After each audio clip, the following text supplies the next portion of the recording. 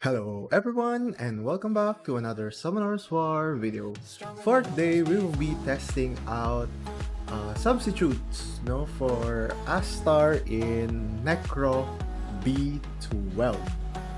So in a previous video, we've talked about how to farm Kairos dungeon with just 11 monsters, and that included Astar as one of the most important monsters that you can prioritize if you want fast Necro team.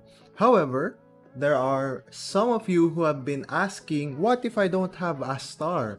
Are there any alternatives which we can use to farm Necro as fast as Astar Tricaru Team? Wait a minute!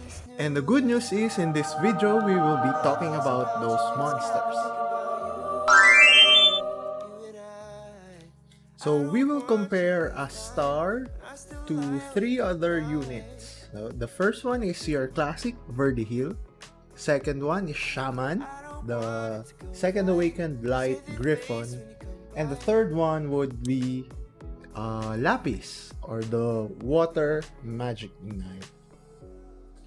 So we will talk about the advantages and disadvantages of each of these monsters, as well as we will have a final verdict on who can truly 100% sub Astar in your Tricaru team for Necro B12.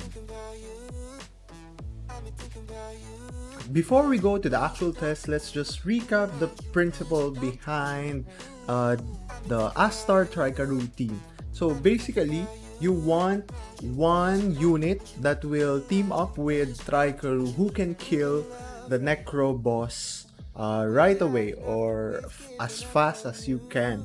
And since the Necro boss has a shield that needs to be taken down with 7 hits, Astar is a very good unit here because her skill 1 hits for 3 hits, and then if you have 2 other Tricaru with you, that's a total of 6 hits in 1 turn. So definitely the boss shield will be down right away. And Astar also has a passive in which her damage increases by 100% if the enemy has a higher HP than her. So in the first hits with the Necro boss, definitely your Astar would have a lower HP than the boss, so her damage would be multiplied by 2. And that is the reason why she is the best for this team composition. However, she does require vampire runes for survivability. Apart from that, it's all advantage. Like, for example, she doesn't have a defense break, so when she gets abducted by the boss, she will not hit your Tricaru with any defense break. She's also fire, meaning to say, if the boss takes her, she will not be able to deal that much damage against your Tricaru because she has element disadvantage, making your run fast and altogether safe. But the point of this video is not about Astar.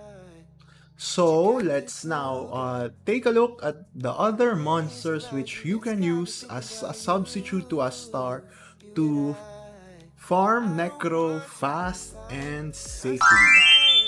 So the first one is your standard Verdehile. So these are the stats for the Verdehile we use for this test.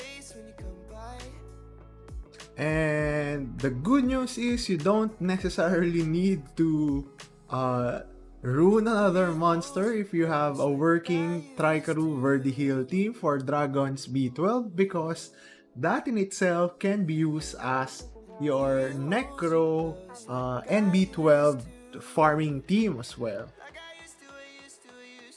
Perhaps the only difference is that since Verdehile does not have a passive which increases his damage, he will not clear the dungeon as fast as Astar. But since he is also fire, he is very much a safe option if you don't have Astar. At the same time, his skill 2 also hits a little bit hard, so he can dish out a good enough damage. Plus, the mere fact that you would not need to build another unit for this dungeon makes it a perfect excuse, no? To use instead of going for Astar. But if you want to trim a little more seconds on your dungeon run in Necro, then you should go for Astar. But it's not necessarily required. So here are the results of testing out Verdehile instead of Astar together with Tricaru in Necro B12.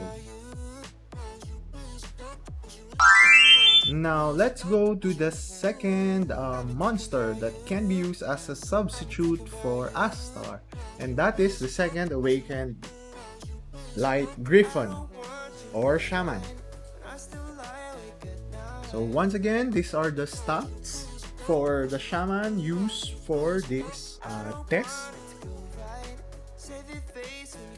Now, one of the great things about Shamann is that it has a similar passive with Astar in a sense that the second awakened Shamann decreases the damage coming from dark attribute by 50%, meaning to say he will receive less damage from the Necro monsters, and also increases the damage you inflict on dark attribute by 100%. So essentially, he will do twice the damage to the Necro boss and the other monsters in the dungeon. Now, this makes Shamann a good substitute for Astar in a sense that you can build your Shamann to also tank the different units in the Necro waves, especially the mid boss, which is the Dark Lich, which can hit very high, especially with skill 2. With Shamann in your team, you can assure that your Tricaru will not be defense broken. At the same time, one good thing about Shamann is that his first skill also recovers the HP of all allies by 30% of the inflicted damage. And if he does more damage because all of the monsters in the Necro dungeon is dark, no, so that would be approximately times 2 for the rest of your team and would make your Tricaru even safer than Astar. The only downside of using Shamann compared to Astar is that he doesn't have any multi-hitting skills. Therefore, he will not be able to bring down the boss's shield as fast as Astar could. But it can still be as fast or slightly slower than Astar because his passive skill will always be applied to the boss.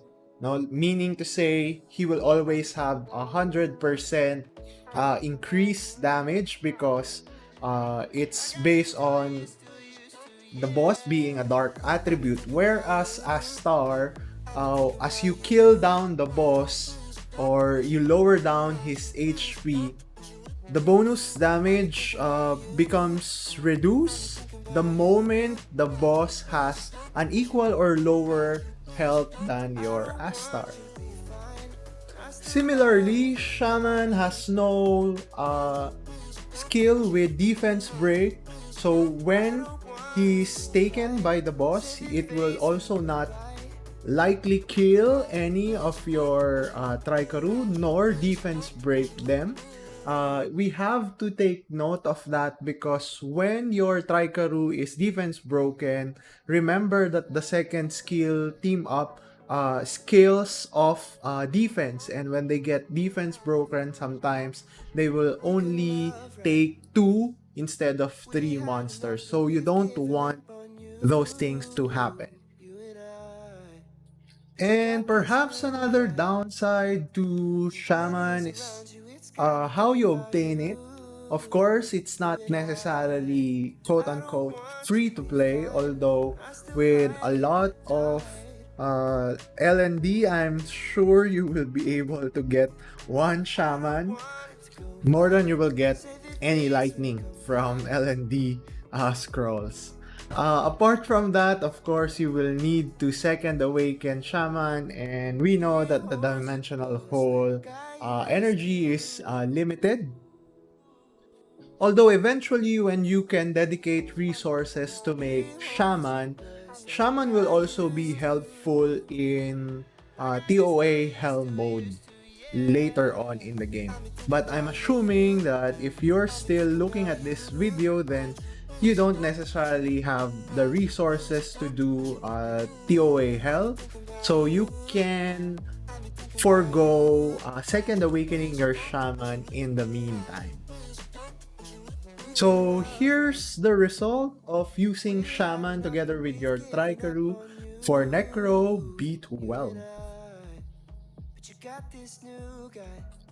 Now, the last monster that we tested out for this video was Lapis. And to be honest, I thought Lapis would work for this, but if you don't want to watch the rest of the video, I'll tell you right now that she doesn't work. I tried using Rage runes, I tried using Vampire runes, and at some point it will eventually fail. If it works, it's actually good. However, there are certain distinct features of Lapis which makes it unsafe for Necro. First, she doesn't have a passive that increases her damage, therefore, she cannot kill the monsters as well as the boss quite fast. For another, her second skill has a defense break, so in cases wherein she will be taken by the boss, she can definitely hit your Tricaru with a defense break, and that will altogether make your team fail. But maybe she can work if you can optimize her stats and give her more HP and defense for survivability, because her skill 3 actually gives her vampire effects as well, so she can self-heal. So ideally, she should be able to survive the runs. Now, however, the point of this video is to look for a good alternative to Astar and even to Verdehile, and I don't think you should go for Lapis for Necro and Tricaru.